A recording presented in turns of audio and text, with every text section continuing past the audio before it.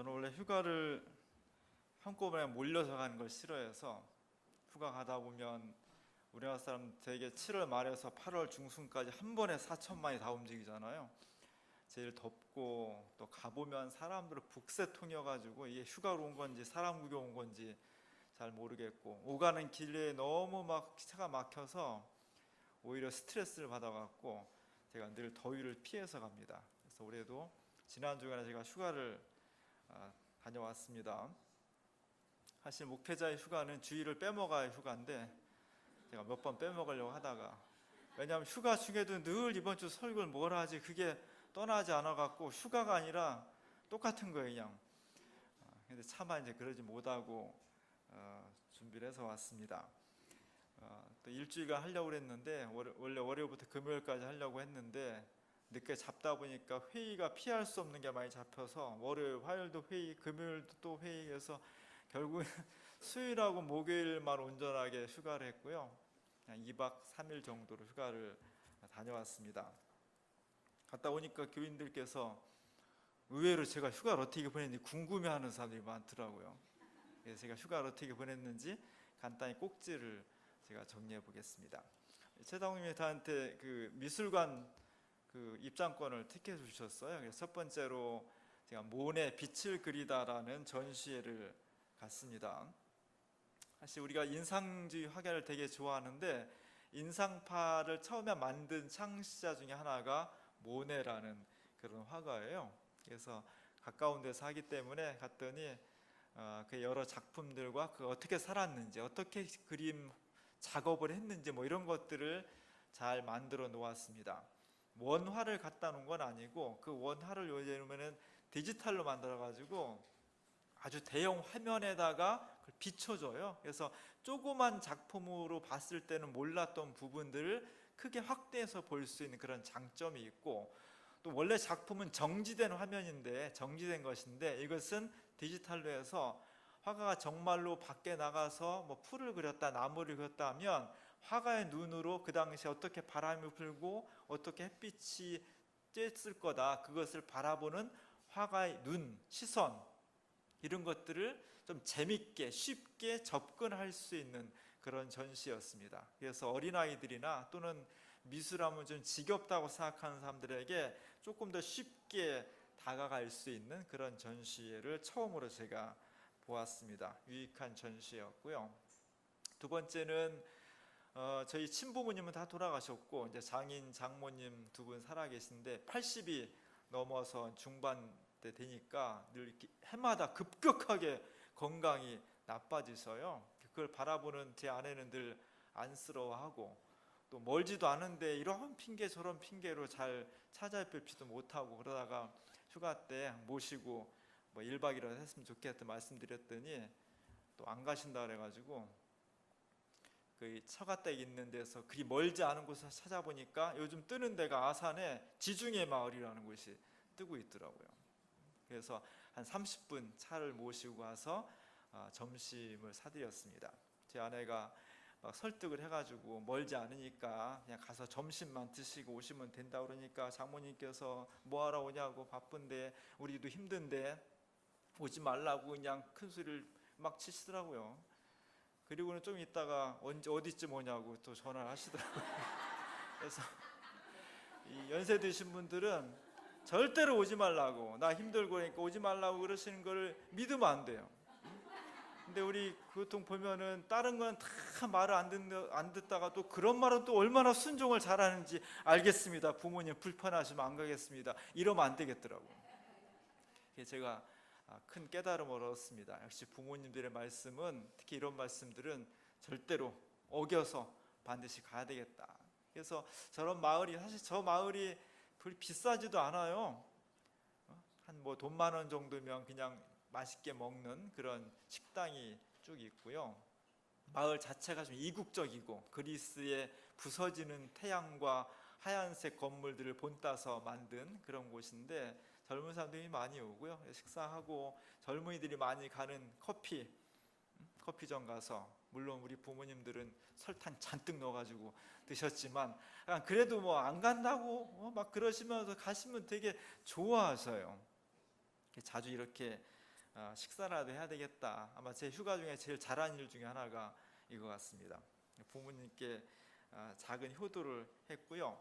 세 번째는 제가 참 어디를 갈까 참 고민을 많이 했는데 사실 결정을 못했어요. 그러다가 간 것이 안면도에 있는 꼬치 해수욕장이라는 곳이었습니다. 사실 꼬치 해수욕장 근처에 제가 2007년도에 목회하다가 총회 본부로 갔어요. 7월 달부터 근무를 했는데 그해 12월 달에 태안 앞바다에 기름 유출 사고가 정말 우리 역사상 가장 큰 환경 사고가 벌어졌어요. 기름이 엄청났습니다. 그래가지고 바다 전체가 기름띠가 있어서 피해가 굉장히 컸는데 여기에 대해서 전 국민과 한국 교회가 얼마나 많은 사람들이 가서 그 봉사를 했는지 몰라요.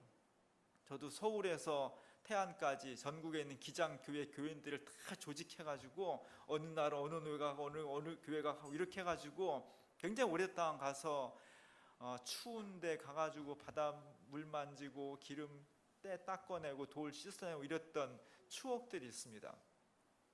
한번 가보고 싶더라고요. 어떻게 변했을까. 그리고 마침 올해 12월 달이 10주년이에요. 그동안 태안 앞바다는 굉장히 많이 회복이 되었고 또 올해 10주년을 맞이해서 이번 달인가 언제 그 피해 극복한 기름 피해 극복한 기념관을 만든다고 그래요. 아쉬운 것은 저 기념관의 자료 중에 한국 교회가 이렇게 많이 자원봉사를 했다는 기록은 하나도 없다는 거예요. 사실 자원봉사자들이 전국에서 몰렸는데 총 120여만 명이 왔다고 그래요. 그 중에 기독교에서 온 사람들이 80만 명이라는 거예요.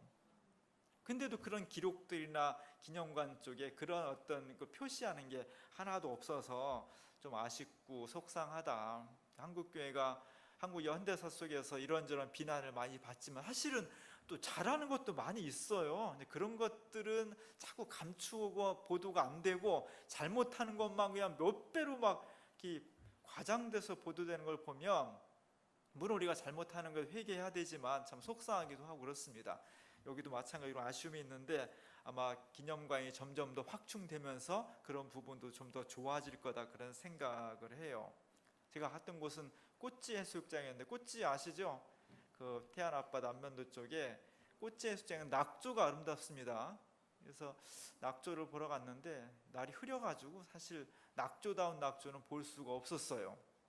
그래도 마침 그 꼬치 바로 앞에 좋은 호텔이 하나 서가지고 제가 2만 원 더 주고 해변 쪽 창가 쪽으로 방을 얻었더니 얼마나 잘했는지. 그쪽 아니고 2만 원 아끼려고 이쪽으로 봤으면 재미없었을 거 아니에요. 그래서 꼬치 해수욕장도 보고 제 아내가 발이 아파가지고 걷지는 못했지만 제가 그쪽을 바라보고 왔습니다. 좋은 시간이었고요. 세 번째는 올라오다가 해미읍성이라는 곳을 들렸어요. 서양 국수로 가다 보면 늘 표지판에 해미읍성인 서산에 해미읍성이 나옵니다. 우리 임선아 집사님 가정이 서산이 고향이죠. 가다 해미읍성이 나와요. 맨날 지나다니면서 그게 어딘가 궁금해서 올라오는 길이니까 한번 봤어요. 해미읍성은 한 600년 전에 만들어진 읍에 만든 성이에요. 근데 그것이 거의 유일하게 잘 보존이 되어 있습니다. 그곳에 가서 이런 거 저런 걸 많이 봤는데 제가 가장 인상 깊었던 것은 해미읍성이라는 곳이 유명한 천주교 순교지더라고요. 그래서 프란시스 교황이 한국을 방문했을 때 해미를 방문했다는 거예요. 그래서 그쪽에 엄청난 그 이후로 많은 사람들이 순교지를 견학하러 순례하러 옵니다. 해미읍성 안에 들어가 보면 그 순교비가 있어요. 순교비가 제가 선글라스를 끼고 찍어 그렇지만 그 순교 기념비라고 있습니다. 그 뒤편에 보면 여기서 얼마나 많은 천주교 신자들이 신앙을 지키기 위해서 순교를 당했는지 얼마나 처참하게 막 내팽개치고 바닥에 막 그냥 패댕이 치고 해서 머리가 깨지고 창자가 터지고 이런 얘기들이 쭉 써 있어요. 저것을 보면서 한국 천주교의 힘이라고 하는 것이 어디서 나올까? 물론 중앙 통제식의 응집력도 있지만 사실 그 근원은 천주교는 한국 역사 속에서 순교를 당했다는 거예요. 조선 말기에 엄청난 서학이라는 이름으로 순교를 그 핍박을 당했고 많은 사람이 순교의 과정을 거쳐서 처참하게 죽임을 당했습니다. 거기서 천주교가 팍싹 사그러질 수 있는데 그걸 깨치고 극복하고 나온 역사를 가지고 있다는 거예요. 거기에 비하면 한국 개신교는 사실은 그 시기를 지나서 왔어요. 1884년, 85년 이 정도 왔기 때문에 그 핍박의 시기를 지나서 와서 너무 다행이죠. 개신교는 핍박을 안 당했으니까, 순교를 안 당했으니까. 그러나 힘이라고 할까? 어떤 근본 정신, 근본 신앙의 어떤 힘에 있어서 개신교가 좀 딸리는 게 이런 부분이에요. 그 대신 개신교는 어디에 장점이 있냐면 한국 근대사, 현대사 속에서 군부 독재에 60년대 이후로 70년대, 80년대 아주 뜨겁게 저항을 했고 민주주의와 인권과 생명과 평화를 위해서 노력했던 것, 그 유구한 역사, 그 소중한 역사, 그 속에 한국 교회가 중심에 서 있고 그 중심에 기장교단이 중심에 서 있는 겁니다. 이 역사를 우리가 잘 간직해야 돼요. 그래야만 우리가 좀 기반이 약하지만 진정한 기독교 복음을 온전히 헤쳐나갈 수가 있을 것입니다. 마지막으로 우리가 목요일날 밤에 저녁 때 오후에 와서 좀 쉬고 저녁 때 영화를 갔습니다. 김광석이라는 영화를 갔어요. 사실 김광석이라는 영화는 저 만든 그 기자가 이상호 기자라고 MBC 기자였다가 해직당하고 다이빙 벨이라는 그 세월호 다큐멘터리를 엮었습니다. 그리고 20년 동안 김광석의 죽음에 대해서 이제 추적한 것을 다큐 영화식으로 했어요. 극영화도 아니고 무슨 뭐 재미를 가미한 영화도 아니라 조금 지루한 면도 있고, 또 저 만든 사람이 전문 영화 감독이 아니고 기자니까 좀 내가 봐도 좀 서투른 면이 있지만, 그러나 중요한 것은 진실을 어떻게 파헤쳐 나갈 것인지 하는 기자 정신을 다시 한번 보여줬습니다. 사실 제가 92년, 3년 요때쯤 김광석이라는 가수를 처음 알았어요.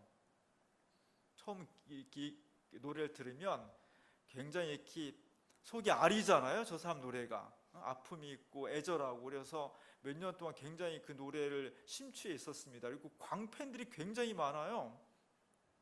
그래서 우리 아이들, 큰 애들 학교 다닐 때, 초등학교 다닐 때 스승의 날을 맞이하면 뭐 선생님이 선물은 그냥 고민할 게 없어요. 늘 제가 김광석 CD를 애들한테 선물로 선생님 갖다 드려야 했거든요. 그러다가 1996년도 1월 6일 날 자살을 했다는 거예요. 제가 기억이 생생해. 굉장히 충격을 받았어요. 왜 죽었지? 왜냐하면 그 전에 이 사람이 1000회 라이브 공연을 했거든요. 1000번의 라이브 공연을 한다는 것은 대단한 거예요. 그걸 마치고 얼마 안 있다가 자살했다는 거예요. 왜 죽었을까? 왜 죽었지? 정말 궁금했어요. 근데 이제 언론 보도에 보니까 여자 관계가 복잡했고 그 갈등과 고민 속에서 자살했으면 왜 이렇게 나와서 아이 그래 뭐 어쩔 수 없지 뭐.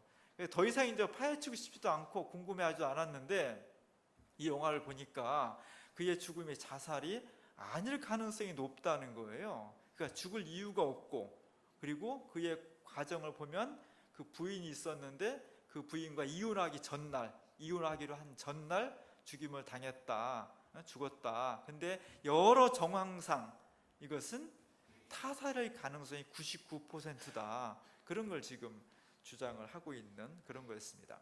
어쨌든 참 돈도 안 되고 누가 뭐 하라고 지원해주도 않는 건데, 진실에 대한, 진실을 파헤치고자 하는 기자 정신 하나로 여러 가지 어려움 속에서 저런 작업을 하는 거 보면 저런 것도 우리가 좀 배워야 되겠다, 그런 생각을 많이 하게 됐고요. 어쨌든 제가 뭐 2박 3일 동안 별로 휴가에서 준비도 안 했는데 돌이켜보니까 하나님께서 정말 내가 가고자 하는 모든 것들을 잘 준비해 주셨구나. 치밀하게 내가 계획하지도 않았는데 별 무리 없이 숙소, 밥 먹는 거, 일정, 오고 가는 발걸음, 그 모든 것 하나님께서 인도해 주셨다는 것에 정말 감사한 마음을 갖게 됐습니다. 오늘은 그런 휴가를 지나서 9월달 첫 번째 주일을 맞이했습니다. 오늘은 교회력으로 따지면 창조절이에요. 창조절은 하나님께서 이 세상의 생명과 인간과 온 우주를 만드신 그 의미가 무엇인지, 오늘 우리 하나님께 만드신 인간의 본성이 무엇인지 이런 것을 다시 한번 되짚어보는 그런 절기예요. 그리고 계절적으로 너무 아름답죠. 하늘이 파랗잖아요. 어떤 시인의 말대로 이렇게 좀 한번 찔러보고 싶은 그런 마음이 들 정도로 좀 너무 좋습니다. 너무 좋은 창조를 맞이해서 이 절기가 너무 빨리 지나가지 않도록 여러분들이 잘 붙잡고 있어야 돼요. 많이 생각해야 되고요, 많이 고민해야 되고, 많이 기도해야 되고, 많이 느껴야 돼요. 그래야만 이 결실과 창조의 계절에 우리의 삶이 좀 더 튼실해질 수가 있습니다. 그런 창조절기에 오늘 시편 19편을 기록한 시인이 노래를 하고 있는 거예요. 창조주 하나님 찬양을 받으시기 원합니다. 하나님이 창조한 모든 만물들이 하나님을 찬양합니다. 하나님의 영광을 드러내고 있습니다. 온 우주가, 하늘과 그리고 창공이, 모든 존재들이 창조주 하나님의 영광을 받으시기 원하면 이렇게 찬송을 하고 있다는 겁니다. 근데 중요한 것은 그렇게 찬송을 하는 가운데서 오늘 말씀처럼 언어도 없고 소리도 없고 찬양과 찬송이 막 넘쳐나는데 어떤 언어도 없고 소리도 없고, 그럼에도 불구하고 창조주 하나님의 그 소리가 온 땅에 통하고 만물 속에 다 그 소리가 이루어졌다는 거죠. 아무 소리도 없는데, 침묵 가운데 있는데 창조주 하나님의 그 거룩하신 뜻이 온 세상에 충만하게 되었다. 그래서 오늘 제가 제목을 침묵의 소통이라고 이렇게 정해 보았습니다. 사실 언어라고 하는 것은요, 인간에게 주어진 하나님의 최고의 축복이에요. 언어, 인간만이 하는 겁니다. 물론 동물들도 나름대로 언어가 있는 것 같아요. 자기들끼리 만나면 좋아하고 웃고 막 손짓 발짓 하는 것 같아. 그러나 그것은 굉장히 1차원적이죠. 단순하죠. 인간처럼 문법 체계를 만들고 사상을 발전시키고 단순히 와라 가라 차원이 아니라 깊은 내면의 어떤 것을 표현할 수 있는 그런 언어의 차원까지는 가지 못하는 겁니다. 오늘 우리 함께 아까 읽었던 요한복음 1장 1절에 보면 태초에 말씀이 계셨다는 거죠.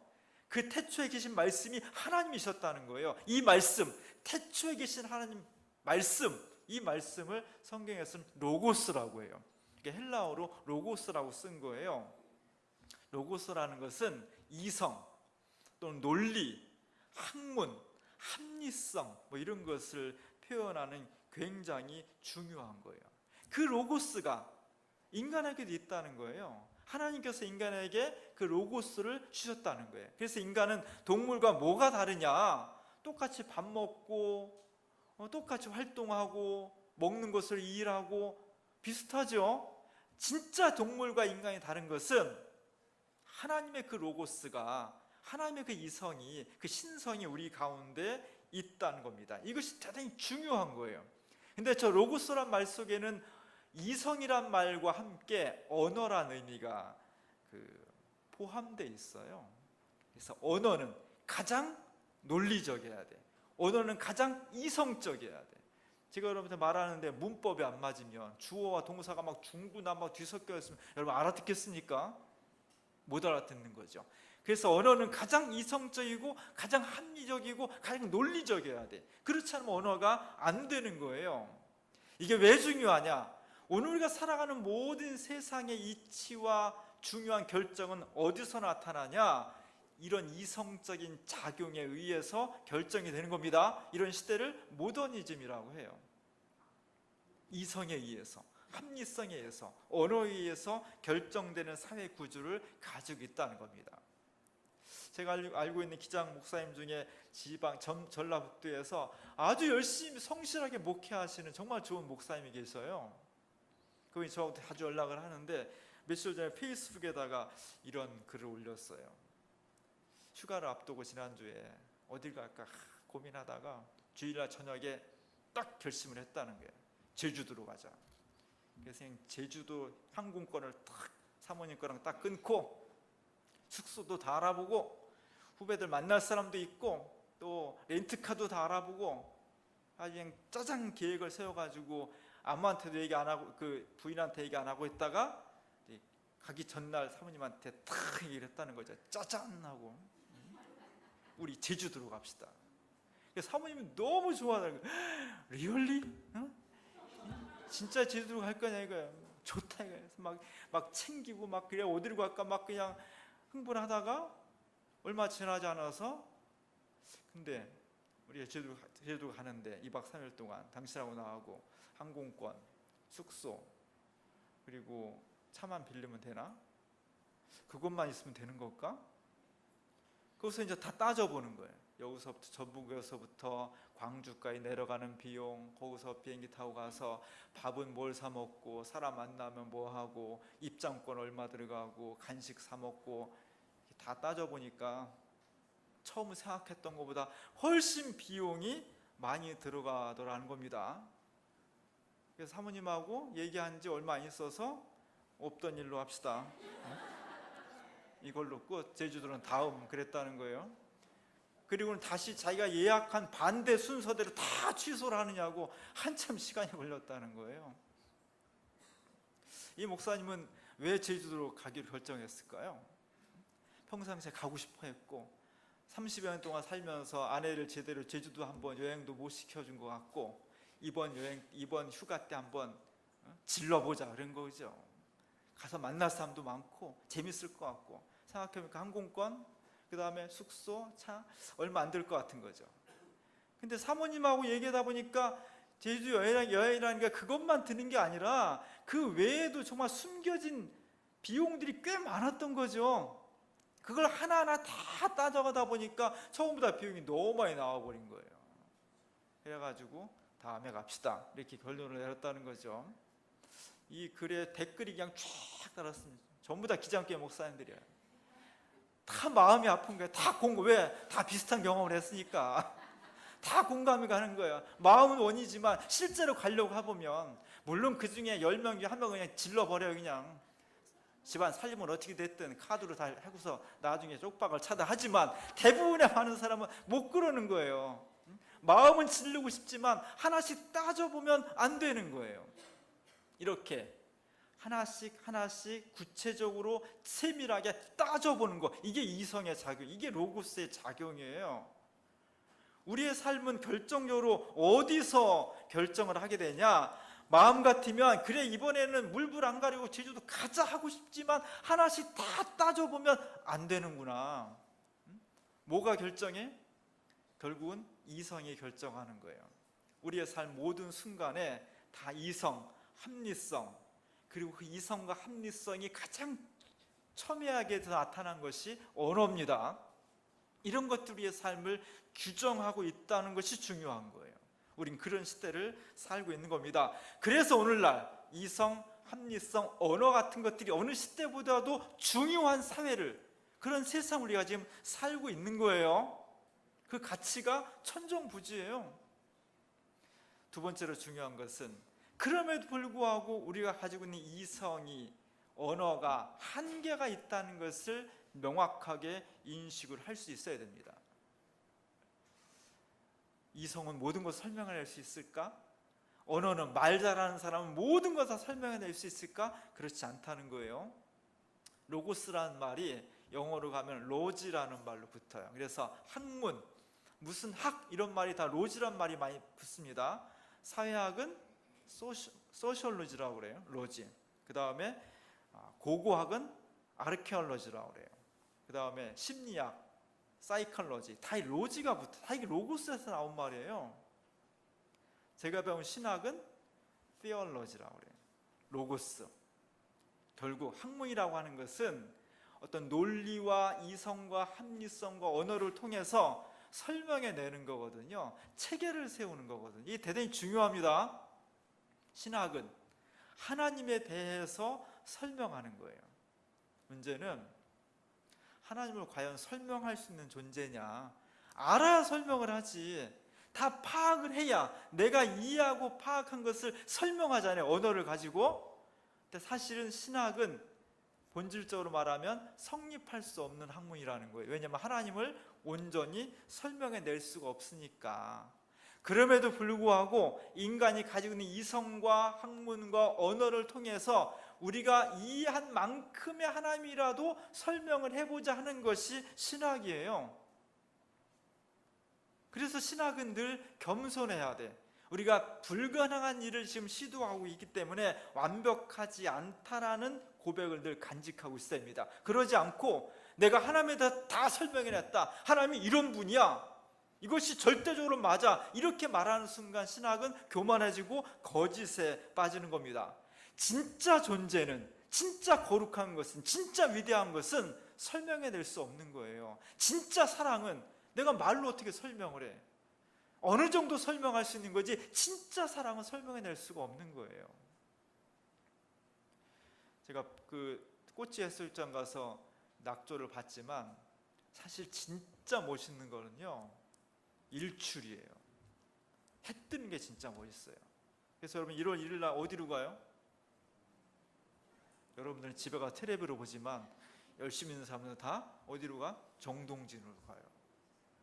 12월 31일 한밤중에 뭐 했다고 그 추운데 차 끌고 글로 가냐고. 해 뜨는 거 보려고. 제가 91년도, 92년도쯤에 백령도에서 해병대 군목으로 근무할 때, 그때는 여객선이 일주일에 2대 있었거든요. 한 대 놓치면 며칠을 기다려야 돼. 근데 제가 육지로 나가야 되는데 뭐 어떻게 하다가 제가 그 여객선을 놓쳤어요.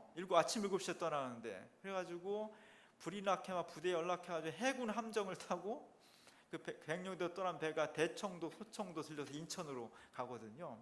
대청도까지 따라 잡아서 타고 가려고 이제 해군 함정을 타고서 갔어요. 가는 중간에 진짜 내 앞에 바다 속에서 이만한 해가, 뭐 시뻘건 해가 이렇게 올라. 저 사진은, 저건 아무리 사진이라고 담을 수가 없는데, 저 사진이 아니고, 제가 그땐 카메라가 없었으니까 진짜 바다 속에서 집채만한 해가 이렇게 올라오는데, 와, 그건 정말 평생 가도 잊어버리지 못할 경험이었어요. 내가 바다 한가운데 지금 배를 타고 가는데 거기서 해가 이렇게 떠올라오는데 말로 표현할 수 없는 시뻘건 불덩어리가 이글이글 타면 이렇게 올라오는데, 그 감동과 그 느낌은 오랫동안 잊어버리지 않겠더라고요. 근데 제가 이것을 설명한다고 여러분 설명이 되겠어요? 해가 막 찌펄건 해가 이글이글 타오르면서 바닷속에서 올라왔습니다. 그걸 직접 체험하지 않는 이상 제가 아무리 언어를 설명해도, 그 언어가 아무리 합리적이고 아무리 논리적이고 아무리 이성적이라고 할지라도 그때의 감정, 그때의 느낌을 100% 설명할 수가 없는 거예요. 이게 언어의 한계예요. 이 언어의 한계를 우리가 잘 알고 있어야 됩니다. 그래서 하나님은 우리에게 언어를 주셨지만 늘 겸손하게 하나님 앞에 설 수 있도록 하신 거예요. 자연은 하나님의 언어예요. 자연이 겨울이 지나면 잎새가 생기고 싹이 트고 그 다음에 꽃이 피고 열매를 맺습니다. 그게 다 하나님의 언어예요.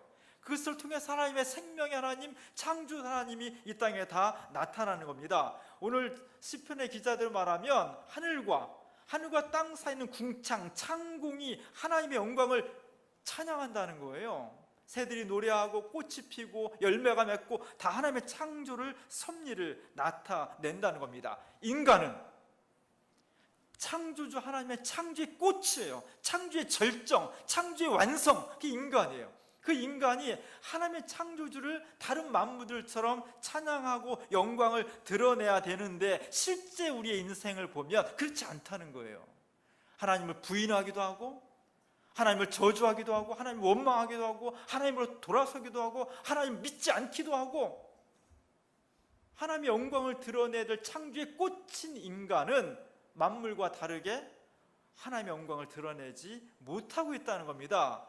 이 현실을 우리가 어떻게 극복해야 될지, 이것을 어떻게 고민하면서 고백하면서 정말 창조의 꽃으로서 창조주 하나님의 영광을 다른 만물들과 같이 드러낼 수 있을지, 그게 우리의 과제예요. 그것은 각대로 하나님의 침묵 속에 우리가 들어설 수 있을 때 가능하다는 겁니다. 제가 인생을 살아가면서 제일 신기한 것 중에 하나는 언어가 언어를 넘어서는구나, 이런 걸 느낄 때가 있어요. 아기가 제일 예쁠 때가 언제냐면 아장아장 걸으면서 말 배울 때예요. 옹알옹알 말 배우고 단어 몇 개 가지고 이야기할 때 정말 신기한 것은 엄마하고 아기하고 얘기하는 걸 보면 도대체 무슨 소리인지 옆에 사람은 하나도 못 알아듣는데 엄마는 다 알아들어요. 그래 뭐 달라고 하는 거지? 쉬말이 없다고? 도대체 그런 말이 아닌데 엄마는 다 알아, 다 해석을 해. 언어가 문법도 틀리고 단어도 틀리고 순서도 안 맞고 엉망인데 엄마는 다 알아듣는 거예요. 언어의 체계를, 언어의 구조를 넘어서는 언어가 엄마와 자식 사이에 이루어지는 거죠. 이게 신비한 거예요. 그 속에 하나님의 사랑이 있는 거예요. 사랑이 없이는, 그 관계가 없이는 이런 소통이 가능하지가 않은 겁니다. 우리 뭘 말해야 될까? 어떻게 언어의 한계를 극복하는 언어를 말할 수 있을까? 제가 모네 전시회 가서 주부에 실었지만 제일 가장 인상 깊었던 것은 쭉 돌다 보면 맨 끝 코너 맨 구석에 딱 하나 써놓은 게 있어요. 나는 붓으로만 말한다. 모네가 수많은 작품을 그렸습니다. 그의 작품 중에 인상 해돋이라는 조그만 작품도 있지만 수련 작품은 막 몇몇 타씩 되는, 그거는 그림을 그린 게 아니라 먼저 건물을 지어놓고 그 안에다가 그림을 그려서 옮기지도 못해요. 엄청난 작품들이 그렸거든요. 근데 그 사람이 딱 한마디 한 게 나는 붓으로만 말한다는 거예요. 화가는 그림을 그리는 사람이에요. 화가는 그림으로 말하는 거지, 그림은 이러고 내가 그리고 싶은 것은 이렇게 해가 뜨는 모습이 햇빛에 공기에 가려가지고 뚜렷이 안 보이고 그런 것을 난 그리려고 했어. 이건 이미 화가가 아니고 이미 이 사람은 글쟁인 거지, 문학가인 거지, 화가가 아닌 거죠. 화가는 글을 한 줄 안 쓰더라도 그림으로 말해야 되는 거예요. 그림이 화가의 언어예요. 목사는 뭘로 말해야 될까? 목회로 말해야 되는 거죠. 기독교는 뭘로 말해야 돼? 복음으로 말해야 되는 거죠. 정치인은 정치로 말해야 되는 거고요. 축구 선수는 축구로 말해야 되는 거예요. 나머지 부분들은 다 중요하지 않아요. 그럴 때 그 사람 본성의 언어가 도드라질 수 있는 거예요. 이게 거꾸로 되면 화가가 그림을 안 그리고 맨 말만 많아. 정치가가 정치는 엉망으로 하는데 맨 딴소리만 해. 목회자가 목회는 안 하고 엉뚱한 일만 해. 기독교인이 기독교 예수에 대해서 얘기는 안 하고 맨 사회 정치만 얘기해. 본질이 뒤바뀌어 버리면 공허해지는 거예요. 오늘 우리가 말을 무지하게 많이 합니다. 그러나 정말 생산적인 말, 하나님의 창조의 영광을 드러내는 말이 얼마나 되는지를 돌아봐야 돼. 우리의 본질에 충성스러운, 내가 기독교인이라는 것에 충실한 그런 말을 할 수 있을 때 내 생명이 충만해지는 거예요. 그럴 때 하나님 앞에 우리가 영광스러운 존재가 되는 겁니다. 말이 너무 많지 않도록 우리 스스로 돌아봐야 돼. 제가 늘 감동적인 장면은 누가복음에 나오는 잃었던 아들의 비유죠. 렘브란트가, 여러분 제가 여러 번 보여드려요. 렘브란트가 잃었던 아들의 비유를 그림으로 그렸습니다. 저 아들이 정말 못돼 먹은 아들이죠. 나쁜 놈이지. 아버지 유산 다 받아서 거지가 들어왔으니까 아버지 마음에 얼마나 못을 박은 거예요. 기다려 아들이 돌아왔습니다. 거지가 돌아왔습니다. 그를 끌어안고 지금 아들과 아버지가 끌어안고 있습니다. 무슨 말을 했을까요? 아버지, 제가 사실 떠날 때 이러이러한 마음으로 떠나고 가서 이렇게 놀다가 이렇게 망해서 그 이야기를 그냥 구구절절 쫙 했겠습니까? 아버지는 야, 나는 너를 보내고 나서 사실 그때 마음이 이랬고 날마다 동구 밖에 나가서 널 기다리다가 몇째 날에는 넘어졌고 눈이 아프고 이런 얘기 했겠어요? 하나도 얘기 안 하게 둘 다 그냥 끌어안고 우는 거예요. 눈물 흘리는 거예요. 그것만으로, 물론 지나거나 다 얘기 나중에 하겠지만 그것만으로 수많은 언어가 오고 가는 것을 넘어설 수 있는 소통이 이루어지는 거죠. 우리가 하나님 앞에 기도할 때 물론 내 마음을 논리정연하게 세세하게 다 표현할 수도 있지만 그게 잘 안 되면 하나님 앞에 그냥 주여, 그냥 눈물 주를 흘리는 것으로 주님은 우리의 마음을, 내가 무엇을 말하려고 하는지를 다 알 수 있는 거예요. 성경에 수많은 말씀이 있지만 그리스도의 십자가 하나만 딱 보면 하나님께 나에게 무엇을 말씀하고 싶은지를 우리가 느낄 수 있는 거예요. 그게 언어가 너무너무 소중하지만 언어에서 모든 것이 결정되는 현실이지만 그 언어의 한계를 극복할 수 있는 침묵 속에서의 소통이 되는 겁니다. 정말 행복한 교회가 있고 날마다 싸우고 불안한 교회가 있어요. 행복하고 부흥하는 교회는요, 뭐가 넘치냐? 하나님의 언어가 넘치는 거예요. 그 교회는 행복하고 평안하고 부흥합니다. 겉은 멋있지만 늘 불안하고 긴장 있는 교회는 하나님의 언어는 적고 인간의 언어가 너무 많을 때, 그때 그 교회는 본성을 잃어버리는 거예요. 오늘 창조절 첫째 번째 주일을 맞이했습니다. 우리를 통해서 하나님이 영광을 거두셨으면 좋겠습니다. 하나님께서 우리에게 로고스를 주셨고 우리가 그 은총을 받아서 언어라는 축복을 얻었습니다. 그 언어가 정말 언어 되려면, 그 언어가 정말 하나님 앞에 영광을 돌리려면 침묵이 동반돼야 돼요. 내 소리는 침묵되고 그곳에 하나님의 영광과 하나님의 말씀이 채워질 수 있을 때 거기서 놀라운 기적과 은총과 평화가 넘쳐나는 겁니다. 거기서 바로 잃어버렸던 창조의 모습을 회복할 수 있는 기적이 생겨나는 겁니다. 오늘 시편 기자가 우리에게 이렇게 말씀해 주고 있습니다. 마지막 말씀을 다 같이 한번 읽어봤으면 좋겠습니다.